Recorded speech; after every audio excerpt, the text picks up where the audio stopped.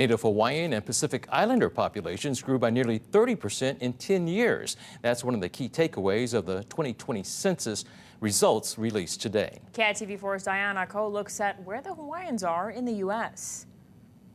The 2020 census redistricting data provides a new snapshot of the nation's racial diversity. The study, conducted every 10 years, found 1.6 million people identified at least partly Native Hawaiian or Pacific Islander. That's about 0.5% of the total U.S. population.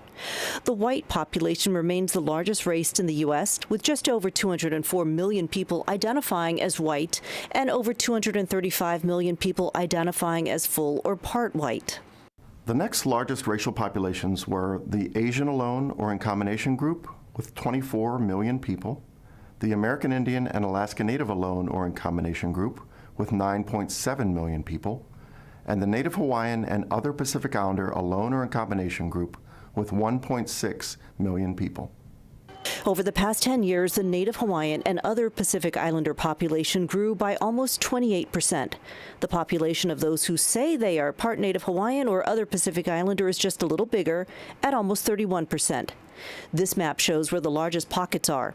Hawaii has the most Hawaiians or Pacific Islanders with almost 160,000 people, almost 11% of Hawaii's 1.4 million residents. Island by island on Oahu, there's just over 102,000. The Big Island, 28,000. Maui County, just over 20,000. Kauai, over 7,200. And Kalaupapa Molokai, 15 people.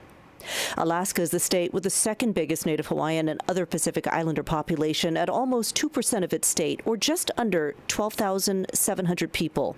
Utah is third with almost 37,000 Native Hawaiian and Pacific Islanders, just over 1% of that state. The U.S. population is much more multiracial and more racially and ethnically diverse than what we measured in the past. Diane, KITV4 Island News.